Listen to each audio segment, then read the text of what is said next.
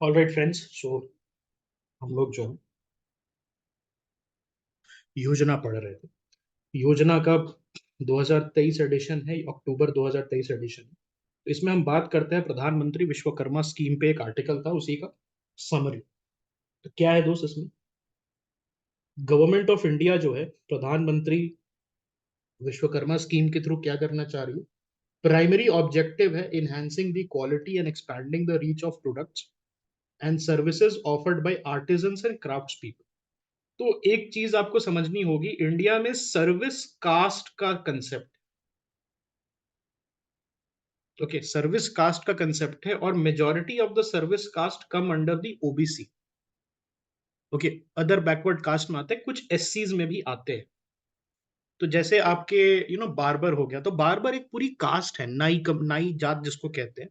तो वो पूरी एक कम्युनिटी हो जाती है।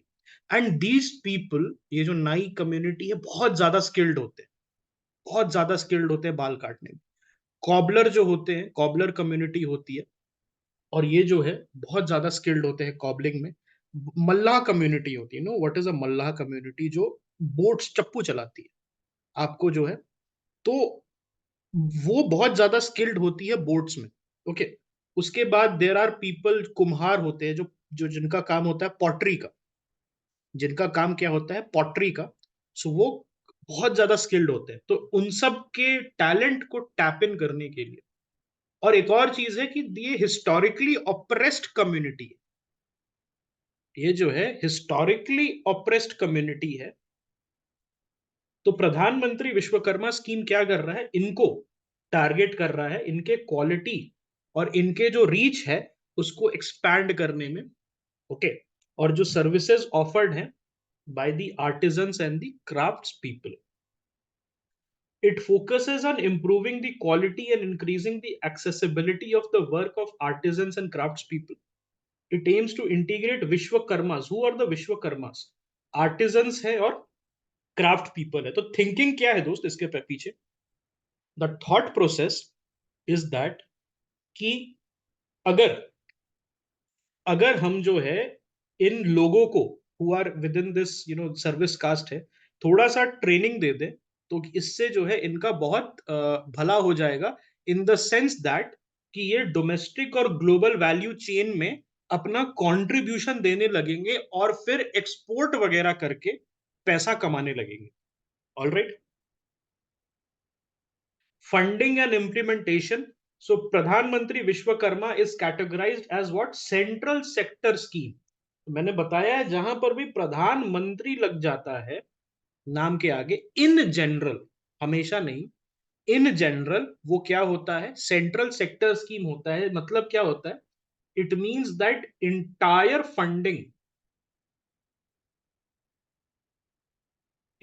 फंडिंग जो है, it comes from the central government. और स्कीम जो है, it is collaboratively implemented by several ministries and department, जिसमें एमएसएमई आता है, एमएसडीई आता है, ministry of skill development and entrepreneurship, department of financial services आता है, और मिनिस्ट्री ऑफ फिनेंस आता है। Okay, department of financial service, ministry of finance. Okay, तो ये जो है, ये सारे मिनिस्ट्रीज एक साथ आके क्या करते हैं? They come together and then they are working on, alright, this thing. ठीक है, अब डिपार्टमेंट ऑफ फाइनेंशियल सर्विस किसका पार्ट है? मैंने परसों कल ही बताया। डिपार्टमेंट ऑफ फाइनेंशियल सर्विस किसका पार्ट है? Ministry of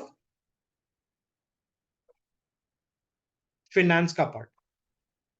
cultural and identity preservation. तो the scheme recognises the importance of preserving cultural practice and generational skills. और जनरेशनल स्किल्स आप समझ रहे हो, एक तरीके से जो भी इनकी स्किल्स है वो पास डाउन हुई है। Caste is what? पहले समझिए कास्ट है क्या। कास्ट का अगर आप डेफिनेशन पढ़ने जाइएगा तो उसमें क्या है? It is closed group based on occupation.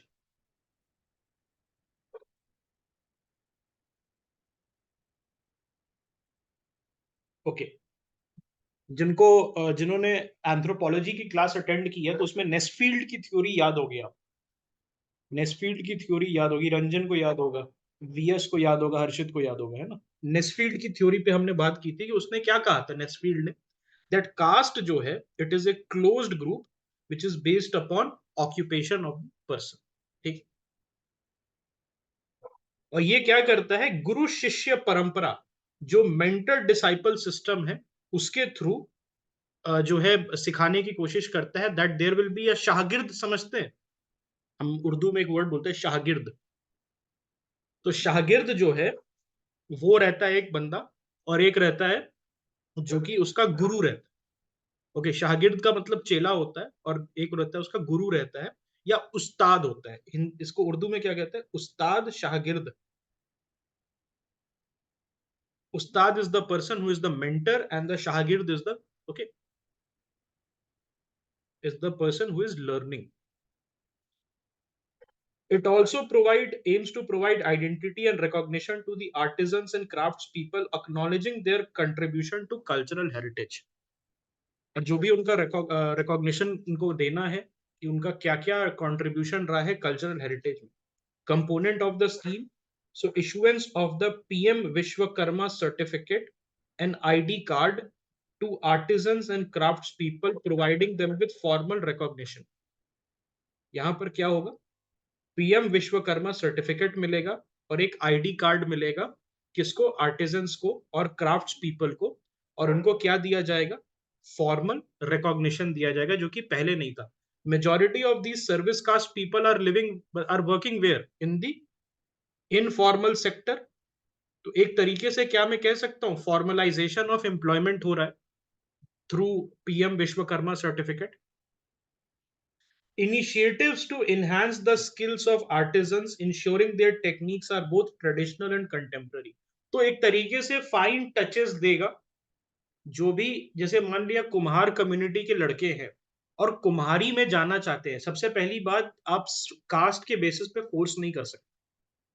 Article 15 पढ़ा है ना, आर्टिकल 15 पढ़ा है आपने, तो आप कास्ट के बेसिस पे फोर्स नहीं कर सकते कि आप ऑक्यूपेशन आपको यही लेना। लेकिन जो लड़के इंटरेस्टेड है, मान लिया कुम्हार कम्युनिटी के लड़के इंटरेस्टेड है, घर से थोड़ा उनको सपोर्ट है कि आप भी जो है इसी लाइन में जाइए जिसमें आपके बाप दादा थे, तो वहां पर क्या कर सकते हैं, they can approach the government कि मुझे सीखना है, बेटर करना है, I want to be the best potter there is, so please help me. तो उसमें क्या है, उनको एक ट्रेनिंग के बाद पीएम विश्वकर्मा सर्टिफिकेट और आईडी कार्ड दिया जाएगा। तो एक तरीके से ये जीआई टैग की तरह काम करेगा, जैसे जीआई टैग प्रोडक्ट्स के लिए होता है, और ये पीएम विश्वकर्मा आईडी कार्ड बताएगा कि ये जो अंडर दिस स्कीम इनकी ट्रेनिंग चली है और सरकार इनको मान्यता देती है, सरकार इनको रिकॉग्नाइज करती है। Is it clear? Okay. Tool kit incentive भी है, तो इनको टूल किट्स दिया जाएगा, और एसेंशियल इक्विपमेंट, तो ये जेएनयू का टुकड़े टुकड़े करने वाला टूल किट नहीं है। टूल किट मतलब एक्चुअल टूल किट, जिसमें पेचकस और हथौड़ा वाला होगा। ओके। और इससे क्या होगा, उनको बेस्ट चीजें दी जाएगी। अब जैसे क्या यूज कर रहे हैं, पुराना कोई बाप दादा का 300 साल 200 साल पुराना पेचकस यूज कर रहे हैं, है ना, 1920s का यूज कर रहे हैं बेचारे, उनको क्या है, बॉश का high quality, high quality acquire करेगी सरकार, और उनको जो है टूल किट्स देगी। ठीक है। फिनेंशियल असिस्टेंस एंड सपोर्ट मिलेगा आर्टिजन्स को, ताकि वो अपने ऑपरेशन को स्केल कर सके। पहले कोई कोई क्राफ्ट्समैनशिप कर रहा है, किसी कोई मतलब मूर्ति बना रहा है, तो ही कैन ओनली डू 3। अब सरकार से क्रेडिट लेके वो अपने लिए क्या खरीद रहा है, मशीन खरीद रहा है जिससे स्कल्पटिंग हो सकती है। अब क्या हो रहा है, रादर देन 3 मूर्ति एक महीने के वो 10 निकाल पा रहा है, बिकॉज पहले वो छेनी और हथौड़ा से करता था, अब जो है वो उससे कर रहा है, मशीन से कर रहा है। Incentive for digital transaction, encouraging artisans to adopt digital transaction methods, facilitating ease of business and wider reach। तो देखिए यहाँ पर यूपीआई इजी है कि कैश इजी है। Many people are not carrying cash, they just carry their mobile phones। तो उनको क्या कर किया जा रहा है, देखिए छोटे शहर में अभी भी लोग अवर्जन है। That's what I have seen in Agra. Agra में मैंने देखा अवर्जन है लोगों का। वहां पर आप जब जाइएगा, पूछिएगा, तो बहुत इनकंसिस्टेंट है यूपीआई लेना। Especially the older generation, they are very hostile towards any kind of online transaction। तो वहां पर क्या होगा, वहां पर क्या होगा, यहाँ पर इनको अडॉप्ट करने के लिए कि आप भी एक क्यूआर कोड रखिए, मोबाइल की आवश्यकता है, मोबाइल बताइए, हम मोबाइल आपको देंगे। आपको अगर पीओएस की जरूरत है तो उसको हम देंगे, ठीक है। हाँ, सस्ता हो सकता है सामान, डिपेंड्स।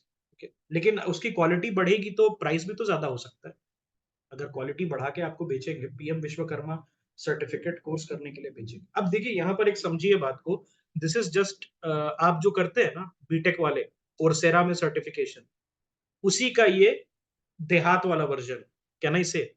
आप फैंसी टर्म बोल देते हैं, cloud web design, you know all these things, certification in AI ML. अब ये जो है, जो PM Vishwakarma certificate, it is just like your Coursera. अब ये समझ में आ गया, अभी आपको समझ में आ गया। मार्केटिंग सपोर्ट, तो असिस्टेंस दिया जाएगा मार्केटिंग में and promotion of their product, तो ओएनडीसी वगैरह आपने देखा है। ओके, जिस तरीके से होता है गवर्नमेंट प्लेटफॉर्म्स पे। उसके बाद हमने कुछ और देखा है क्या, सरकार कहाँ से अपना टेंडर का फुलफिलमेंट करेगी, सरकारी डिपार्टमेंट्स, एनी आइडिया? हमने किसी ऐप का डिस्कशन किया था, या वेबसाइट का, एनी ऐप और website that we had discussed? E NAM तो एग्रीकल्चर का है ना, GeM, excellent, government e market place, excellent. Aditya L1 mission पे आर्टिकल आया था, तो उस समय आदित्य L1 मिशन लॉन्च नहीं हुआ था। So it is India's first space based mission which is dedicated to studying the sun. इसको हमने डिस्कस किया वैसे, याद है? लैग्रेंज पॉइंट मैंने बताया था, फिर से बनाओ। यहाँ पर आपका सन है, यहाँ पर आपका अर्थ है, यहाँ पर एक पॉइंट है, यहाँ पर एक पॉइंट है, यहाँ पर एक पॉइंट है, यहाँ पर एक पॉइंट है, यहाँ पर एक पॉइंट है, दिस इज L1। और यहाँ पर आपका आदित्य जो है, आदित्य L1 जाएगा। तो what is a Lagrange point? Lagrange point है कि अर्थ का जो पुल है, this is suppose this is earth, this is earth and this is sun. तो ये जो है आपका अर्थ का जो पुल है और जो सन का पुल है, दिस विल बी इक्वल। और इसका मतलब क्या है, ये जो आदित्य L1 है, जो L1 मतलब क्या होता है, लैग रेंज पॉइंट वन पे जाके ये बैठेगा। और लैग रेंज पॉइंट वन पे जाके बैठेगा तो क्या होगा, वहां पर ग्रेविटी जो है इसकी बैलेंस हो जाएगी, ना इधर से पुल आएगा ना इधर से पुल आएगा, and it can be studied. तो L1 जो है अनस्टेबल पॉइंट है कि स्टेबल पॉइंट है? देर आर टोटल 5 पॉइंट्स, उसमें से L1 जो है आपका अनस्टेबल पॉइंट है। ओके, 4 और 5 स्टेबल है, 4 और 5 किधर है, इधर ट्राइंगुलर फॉर्म में, यहाँ पर L4 आपका और इधर आपका L5। ओके, क्लियर है?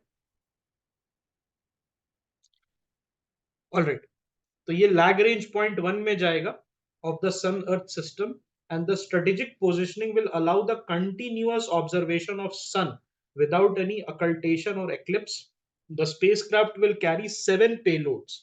ये क्या करेगा, 7 पेलोड जो है उसको कैरी करेगा for comprehensive solar observation.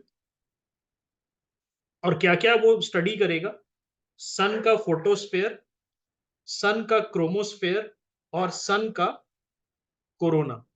Okay, सन का फोटोस्फेयर, सन का क्रोमोस्फेयर और सन का corona.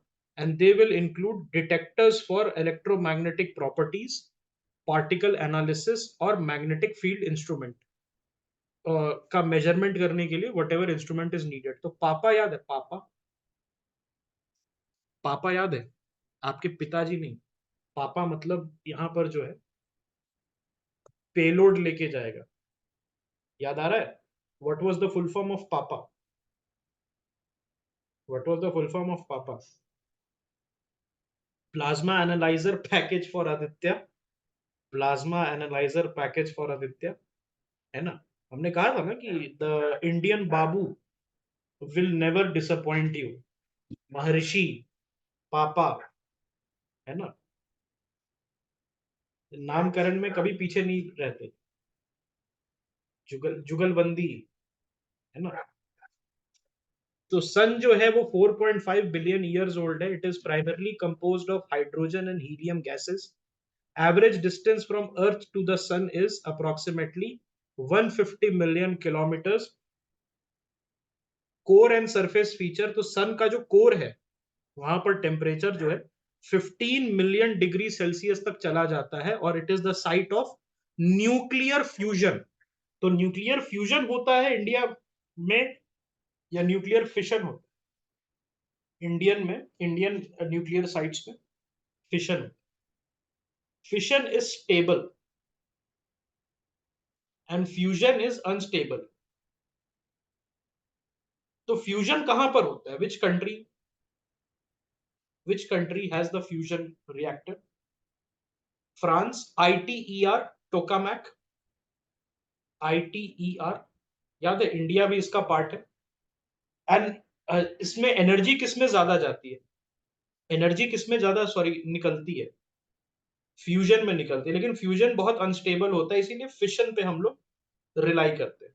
The photosphere, the sun's visible surface has a comparatively cooler temperature of about 5500 Celsius बस। तो यहां पर जो है कोर का टेम्परेचर 15 मिलियन डिग्रीज तक जाता है, और फोटोस्फेयर का टेम्परेचर कितना जाता है, बस 5500 डिग्री सेल्सियस, ज्यादा नहीं। ओके, आराम से आप सरवाइव कर लीजिएगा, है कि नहीं। वहां पर सन बेदिंग वगैरह कर सकते हैं सन के फोटोस्फेयर में। Is that possible? No, it's not possible. Okay, 30 के ऊपर तो आप त्राहिमाम त्राहिमाम निकल जाता है, 35 के ऊपर त्राहिमाम निकल जाता है कि जिंदगी कैसे कटेगी। आप सोचिए 5500 degree Celsius, it's huge, humongous. The sun's gravity is crucial for maintaining the orbits of all objects within the solar system. तो सन का जो ग्रेविटी है वो बहुत इंपॉर्टेंट है, क्योंकि हम रेवोल्यूशन होता है, याद है, सन के अराउंड हम लोग परिक्रमा करते हैं, वी मूव अराउंड द सन। पहले क्या माना जाता था कि सन हमारे अराउंड मूव कर रहा है, अब हमें पता चलता है कि हम सन के अराउंड मूव कर रहे हैं। तो ये किसने बताया था? Have you heard guys, heard about Surya Siddhanta? Surya सिद्धांत में जो है ये लिखा गया था। Lagrange point. So these are specific position in a two-body gravitational system where a smaller object can maintain its position relative to the larger body. And these points balance the gravitational pull of the two larger bodies. तो ये यहाँ पर क्या होता है, specific point है, मान लिया यहाँ पर suppose this is L1 point.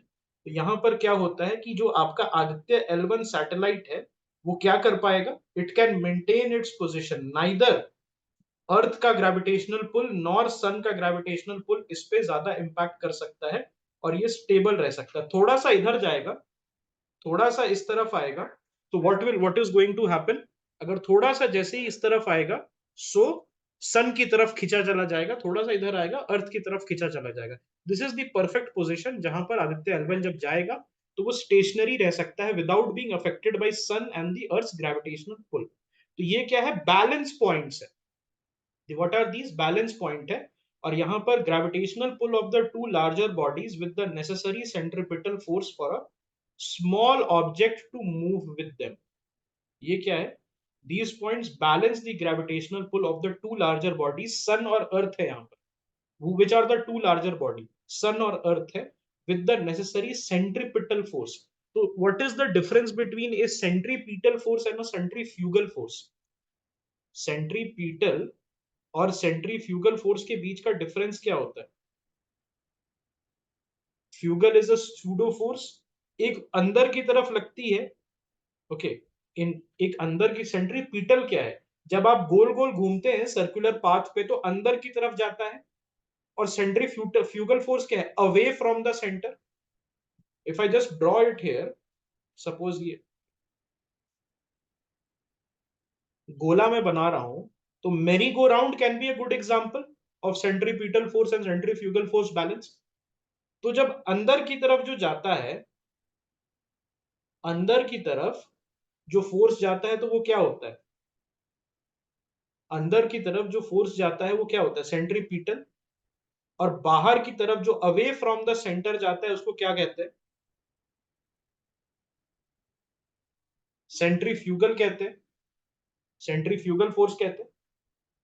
ठीक है, तो ये क्या कर रहा है, सेंट्रीपिटल फोर्स को, ओके, वो क्या कर रहा है, सेंट्रीपिटल फोर्स को नेसेसरी सेंट्रीपिटल फोर्स प्रोवाइड कर रहा है for a small object to move with sun and earth. तो यहाँ पर स्मॉल ऑब्जेक्ट क्या है, हमारा आदित्य L1 है, सेंट्रीपिटल मतलब अंदर की तरफ लगा, नेसेसरी सेंट्रीपिटल फोर्स इसको मिल गया है, now it can move along with the two bodies. क्या ये क्लियर है? देर आर 5 सच पॉइंट्स, और L1 जो है सन अर्थ लाइन में, मैंने यहां बना के आपको दिखाया है, कहां पर है देखिए, एकदम सीध में सन अर्थ के लाइन पे बीच में ये रहता है। बाकी कहां पर है, L4 इधर है, एक इधर है सन के पीछे है, और एक अर्थ के पीछे, ठीक है। तो ये यहाँ पर एक है, एक यहाँ पर है, आइसोसेलेस ट्रायंगल टाइप का बनाता है। बाकी का points, it is only the L1 point जो एक सीधा लाइन बनाता है, it is only the L1 point जो कि एक सीधा लाइन बनाता है। Importance of studying the sun from space. What is the importance? The Earth's atmosphere and magnetic field shield it from various harmful solar radiation, जिसमें क्या ozone होता है, जो ओजोन लेयर हमें यूवी रेस से बचाता है। This shielding effect also limits ground based solar observation. यहाँ पर एक बहुत अच्छी बात कही गई है कि जो हमारा प्रोटेक्टिव लेयर है उससे तो हम सन के रेडिएशन से बच जाते हैं, लेकिन उसके वजह से हम साइंटिफिक स्टडी भी प्रॉपरली नहीं कर पाते, तो इसके लिए सन के पास जाना जरूरी है। Okay, what are the challenges faced by Aditya L1? So mission में फेस, अब तो चलो सक्सेसफुल हो गया, उस समय नहीं था, this is a October summary. It may face challenges in studying the directional distribution of energy from explosive and eruptive solar phenomena due to its fixed position। एक जगह पे ये फिक्स्ड है, तो हो सकता है कि ये चारों तरफ से सन का जो एनर्जी का होता है ना, कि अलग अलग जगह से किसी भी स्टार में या किसी भी प्लैनेट में एनर्जी एक तरीके से नहीं निकलती है, हो सकता है कि दूसरे जगह पे अलग अलग जो है एनर्जी निकले। ओके, तो वो स्टडी करना मुश्किल हो जाएगा अगर एक फिक्स्ड पॉइंट पे रहेगा। ओके, चंद्रयान 3 जो है, तो Chandrayaan 3's lander which was named Vikram, it achieved a soft landing on 23 August 2023, और accomplishment marked 23 August as national space day in India. अब जो है 23 अगस्त को क्या मनाया जाएगा, नेशनल स्पेस डे मनाया जाएगा, ठीक है।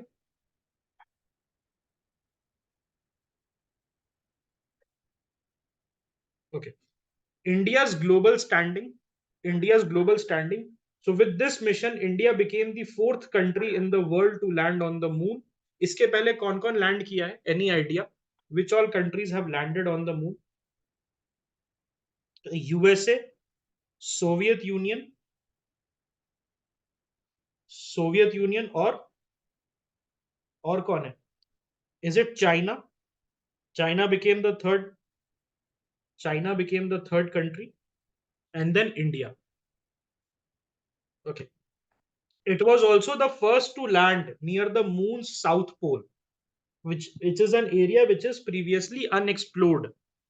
Okay, which signifies a major milestone in lunar exploration. India space journey. So India का जो स्पेस जर्नी है वो काफी पुराना है। इसके पहले Mars orbiter mission, AstroSat, we have covered AstroSat, याद है, रुबिडियम क्लॉक वगैरह, आपको याद होगा। Recently AstroSat has made some revealing discoveries as well.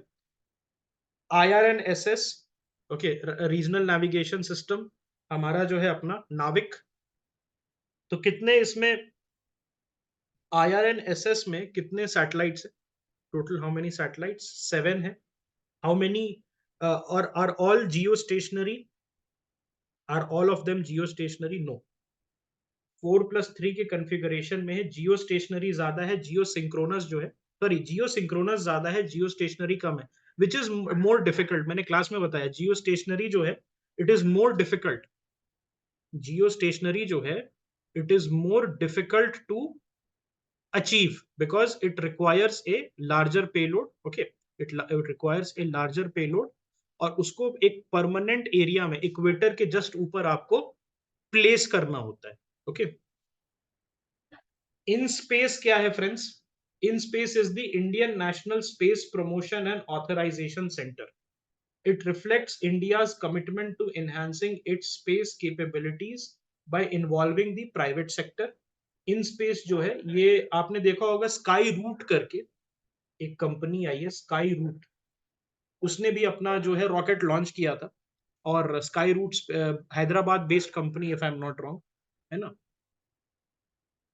And it also in space जो है, it collaborates with over 150 space startups. एक और स्पेस स्टार्टअप आया था, if you guys remember, it came to shark tank. Shark tank में space startup आया था। There was this guy from Tamil Nadu, okay, who was doing that. Then make in India initiative के अंदर space में, हाँ, new space के kids, that is correct. Make in India जो है, मेक इन इंडिया, इसमें स्पेस सेक्टर में ये भी पॉपुलर बहुत ज्यादा हो रहा है। और गवर्नमेंट जो है वो ट्राई कर रहा है कि आप इंडिया में जो है, आप उसके मैन्युफैक्चरिंग कैपेबिलिटी यूज करके रॉकेट्स वगैरह बनाएं। Space infrastructure in India, let us talk about this. So establishment of Indian national committee for space research, INCOSPAR. INCOSPAR कब एस्टैब्लिश हुआ था? 1962 में एस्टैब्लिश हुआ था। 1969 में इसरो बना था। और हमने इसरो के पहले रॉकेट लॉन्च किया था कि इसरो के बाद रॉकेट लॉन्च किया था? पहले किया था, अगर आपको याद होगा, sounding rocket. The first rocket was the sounding rocket, yes. Then constitution of the space commission and the department of space, ISRO was bought under the DOS. तो डिपार्टमेंट ऑफ स्पेस जो है, उसका कॉन्स्टिट्यूशन होता है 1972 में, और इसरो को उसके अंडर लाया गया। और अभी इस हाल इसके आसपास 1972 के आसपास Vikram Sarabhai also died. Vikram Sarabhai, he also passed away. Space commission and DOS. So role क्या है इनका, स्पेस कमीशन और डीओएस का? Formulating policies, overseeing the Indian space programme. Then commercialisation भी किया है इन्होंने। एंथ्रिक्स कॉर्पोरेशन जो है, जिसमें इसरो जो है कमर्शियल प्रोजेक्ट्स ऊपर भेजेगा। ऐसे तो ISRO use to limit itself on government sanction projects, लेकिन एंथ्रिक्स के थ्रू पैसा कमाना चाहता था। क्या ये किसी स्कैंडल में एम्ब्रॉयड था डेवॉस के साथ? Yes, it is the commercial branch of its ISRO. Okay, Davos के साथ था, जहां पर इसने डेवॉस से प्रॉमिस किया था, लेकिन फिर पैसा जो है उसका नहीं लौटाया। ओके, क्लियर है ये? यस, ये बेसिकली डिपार्टमेंट ऑफ स्पेस के अंदर ही है, डीओएस के अंदर ही है। ये कमर्शियल और मार्केटिंग आर्म है इसरो का। ये कमर्शियल और मार्केटिंग आर्म है किसका? इसरो का। Okay, yes. डेवॉस नहीं था, सॉरी। डेवॉस तो वहां, जहां डेवॉस में तो वो होता है ना, वर्ल्ड इकोनॉमिक फोरम का मीटिंग होती है। डेवास था, it was Devas, not Davos, Devas था। डेवास मल्टीमीडिया जो था, उसके साथ इसका था। एंड उसमें जो है इसको फिर डेवास जो है, इट टुक एंथ्रिक्स। डेवास जो है, it took Antrix to, yes, Devas जो है, it took Antrix to the arbitration. और फिर वहां पर जो है इंटरनेशनल ट्राइब्यूनल में ले जाके, ओके, नेशनल ट्राइब्यूनल में ले जाके इसको, इसकी फजीहत काफी हुई थी इसरो की। ठीक है। Then New Space India Limited, it focused on commercializing research and development activity of DOS. तो जो भी R&D करेंगे इसरो के साइंटिस्ट, उनको कमर्शियलाइज करना है under this. Okay, major establishment of DOS. So Vikram Sarabhai space centre, it leads in launch vehicle technology. UR Rao Satellite Center, it specializes in various satellite missions. Then comes your Satish Dhawan Space Center. It provides the launch base infrastructure. Then Liquid Propulsion System Center, LPSC.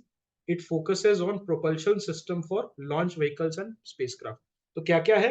Vikram Sarabhai space centre, U R Rao satellite centre, जो satellite mission के लिए आपको satellite provide करेगी। Then Satish Dhawan space centre, ये क्या करेगी? Launch base infrastructure आपको देगी।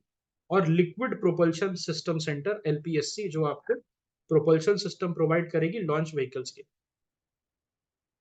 Space application centre, SAC, it develops instruments and payloads for space applications. Then human space flight centre, it concentrates on human space flight activities including the Gaganyaan mission.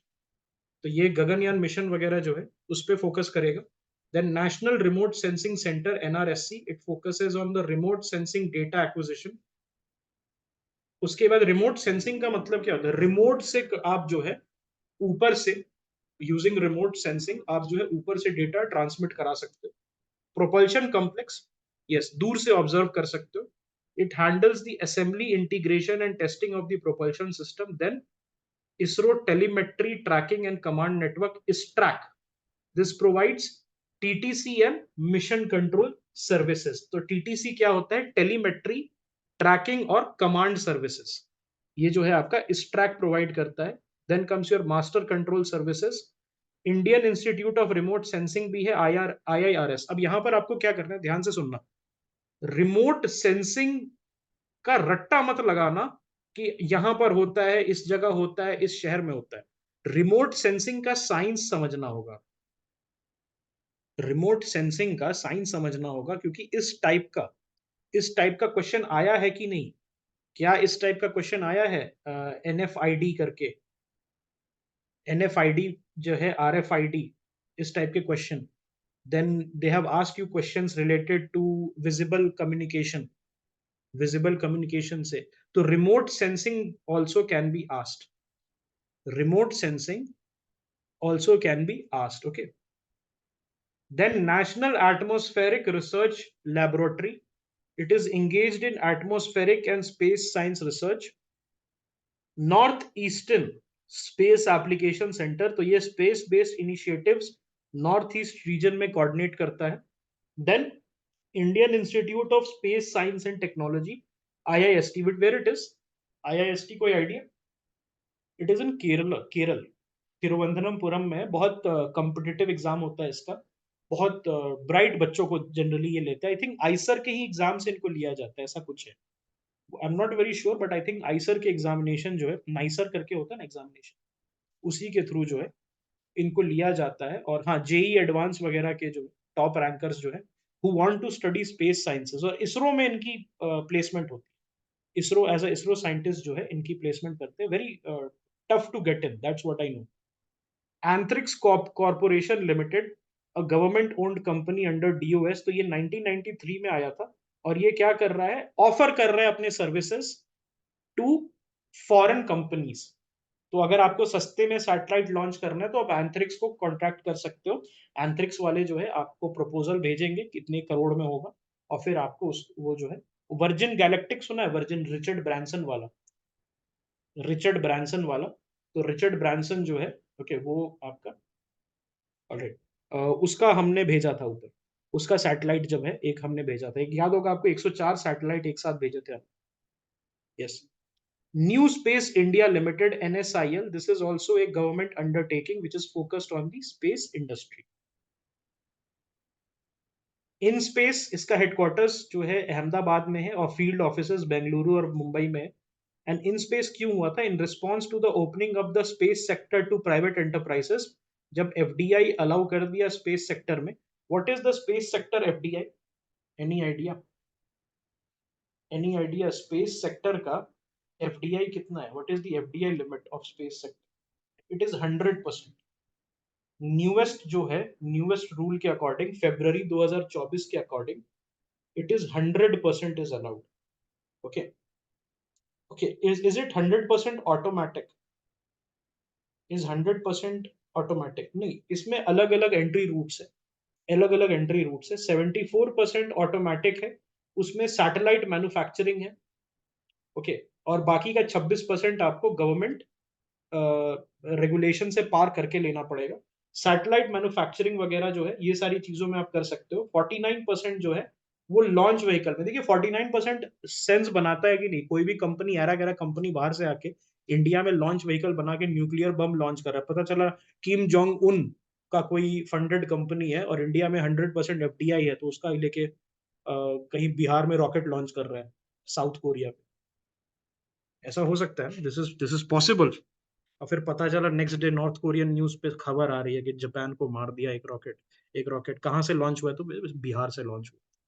This can happen. तो ये sense बनाता है। तो sense based, okay, sense based deduction करना जरूरी है कि 49% क्यों अलाउ करेगा। रॉकेट रॉकेट लॉन्च में, या rocket manufacturing launch vehicle system में। और 100% जो है ऑटोमेटिक रूट, ये भी एक पॉसिबिलिटी कि 100% ऑटोमेटिक कहाँ से है, मैन्युफैक्चरिंग ऑफ कंपोनेंट्स एंड सब कंपोनेंट्स ऑफ ग्राउंड सेगमेंट, जो ग्राउंड बेस्ड सेगमेंट होता है, जो ग्राउंड बेस्ड सेगमेंट होता है उसके बेसिस पे, ओके, उसके बेसिस पे जो है आप 100% ऑटोमेटिक रूट से अलाउ कर सकते हैं। अगर आपको ग्राउंड सेगमेंट का, जो ग्राउंड बेस्ड डिवाइसेस होते हैं जिनको आप अर्थ पे रख के काम करिएगा, उस वो जो है आप 100% बना सकते हैं इंडिया में अंडर द 100% रूट। ठीक है, I have just sent you a screenshot, maybe you can check. Okay,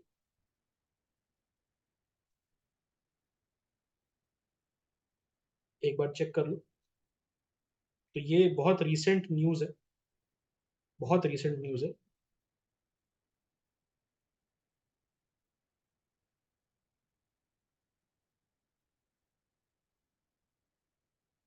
alright, road infrastructure की बात करते हैं। सो रोड लेंथ और growth, India has the second largest road network globally. Now this is very important. याद है last year question आया था,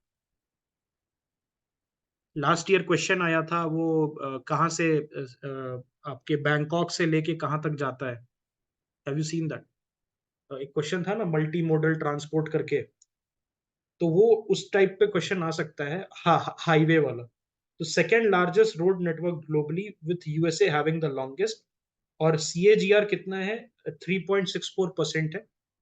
प्रधानमंत्री Gram Sadak Yojana, so it was launched in 2001 focusing on building all weather rural roads, गांव में all weather rural roads बनाने के लिए। एंड रूरल रोड्स जो है it accounts for over 70% of India total road length. Isn't this prelims worthy? Just think for 1 second, and आप इसको क्या कहीं फिट कर पा रहे हो? अगर रोड बिल्डिंग पे क्वेश्चन आ गया कि रूरल रोड्स जो है वो ज्यादा रहता है, यहाँ यूपीएससी अर्बन रोड्स नहीं दे सकता, that urban roads account for 70% of India's road, हो सकता है। Okay, then delinking road development and employment, shift from labor intensive construction to high tech equipment post 1990। अब हाई टेक इक्विपमेंट यूज किया जाता है, पहले मजदूरों को यूज किया जाता है। NHAI, इट वाज एस्टैब्लिश्ड इन 1995। एक NHAI बहुत फेमस है बिकॉज ऑफ वन पर्सन। याद नाम आ रहा है उसका? आपको नाम याद आ रहा है? He was killed, he was killed. क्या है? दुबे, सत्येंद्र दुबे, अगर आपको याद होगा, you might remember him. Okay, Satyendra Dubey. ठीक है, देन पब्लिक प्राइवेट पार्टनरशिप, तो हमने बहुत सारे मॉडल्स डिस्कस किए थे, याद है? बिल्ड ऑपरेट ट्रांसफर, बॉट, हैम, पीपीपी, अगर आपको याद होगा, आपको याद होगा, बॉट, हैम, पीपीपी वगैरह हमने डिस्कस किया था। Then state level road development corporation also are promoting PPP, जहां पर प्राइवेट सेक्टर और गवर्नमेंट सेक्टर जो है वो साथ आ रहे हैं। National highways development project, it was launched in 1998 under NHAI, comprising 7 phases including the golden quadrilateral. तो गोल्डन क्वाड्रिलैटरल जो है this is given in your NCERT. अभी मैं जो क्लास 12 के एनसीईआरटी का समरी आपको देने वाला हूं उसमें आप पढ़ सकते हो। वायबिलिटी गैप फंडिंग, अभी जो है वायबिलिटी गैप फंडिंग से साउथ इंडियन स्टेट्स में बहुत सारे रोड्स बन रहे हैं, and it was introduced to mitigate risks in the PPP. तो यहाँ पर VGF में क्या होता है? Any idea what happens in the viability gap funding? What happens in the viability gap funding? समझो, नाम से समझो, वायबिलिटी में गैप है और उसको हम फंड कर रहे हैं। वायबिलिटी में गैप है, लेकिन these are for economically justified, please remember this, economically justified projects, but who fall short of the funding. जिनके मार्जिनली कम पैसा, मान लो कि अगर 1,000 करोड़ का प्रोजेक्ट है, उसमें 60 करोड़ कम पड़ रहा है, तो सरकार यहां पर आके VGF करती है। अब समझ में आया? 1,000 करोड़ के में मान लो स्टेट गवर्नमेंट 80-90 करोड़ नहीं जुटा पा रही है, तो सेंट्रल गवर्नमेंट आके उसको फंड कर देगी under the VGF scheme. Then model concession agreement, So it was first introduced in 2000 and it is due to addressing the risk allocation in PPPs. यहाँ पर क्या करते हैं मॉडल कंसेशन अग्रीमेंट में, इससे जो है रिस्क एलोकेशन, देखिए होता क्या है कि थोड़ा रिस्क पब्लिक प्राइवेट पार्टनरशिप में सरकार उठाती है, थोड़ा रिस्क जो है प्राइवेट सेक्टर उठाती है, लेकिन हर प्रोजेक्ट का अलग है, हर प्रोजेक्ट का अलग है रिस्क प्रोफाइल। तो वहां पर एलोकेशन कि कौन कितना रिस्क उठाएगा, किसको कितना फायदा है, उस हिसाब से रिस्क भी बटा रहता है। ओके, न्यू कॉन्ट्रैक्टिंग मॉडल्स जो है hybrid annuity model, toll model, TOT model, toll operate transfer model, EPC model, engineering procurement model, ये मैंने सब पढ़ा है GS3 में, अगर आपको याद होगा, back in August and September. BOT model और hybrid annuity model, HAM model. Okay, asset monetisation through infrastructure investment trust, InvIT, ये आया 2023 का प्रीलिम्स का क्वेश्चन, याद है InvITs? Okay, specialised organisation, so Indian highways management company limited, IHMCL, this was established in 2012 for electronic tolling. तो electronic tolling के लिए IHMCL जो है एस्टैब्लिश किया गया था। Then NHIDCL, national highways and infrastructure development corporation limited, it focuses on road development in border state. तो ये क्या है, BRO को जो है हेल्प करेगा। NHIDCL जो है बॉर्डर रोड्स ऑर्गेनाइजेशन को हेल्प करेगा। BRO का काम क्या होता है? BRO का काम इन जनरल होता है आर्मी के लिए, आर्मी के लिए रोड्स बनाना। एंड दिस NHIDCL जो है it will help in making it for the community as well, the border community. Then NHLML, national highways logistics management limited, तो ये 2020 बहुत रिसेंटली उसको एस्टैब्लिश किया गया था for multi modal logistics parks and port connectivity projects. Okay, challenges वही है, road safety है, अर्बन रोड्स जहां पर लो स्पीड, पुअर कनेक्टिविटी और पार्किंग का मसला है। लेन किलोमीटर्स वर्सेस रोड किलोमीटर्स, तो एम्फोसिस किस पे है? On measuring lane kilometre for a better representation of road capacity. Okay, ठीक है, तो यहां पर जो है आपको लेन किलोमीटर्स पे फोकस करा रहा है रादर देन रोड किलोमीटर्स पे, because lane is a better representation, क्योंकि गाड़ी तो आप लेन पे चलाइएगा, गाड़ी तो आप लेन पे चलाइएगा, है कि नहीं? That is the thing. All right, yes please से।